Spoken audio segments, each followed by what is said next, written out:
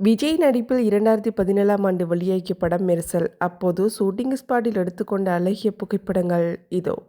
இப்படத்தை இயக்கியவர் அட்லி, இசை ஏ.ஆர். ரஹ்மான், கதாநாயகிகள் நித்யா மேனன், சமந்தா, காஜல் அகர்வால்.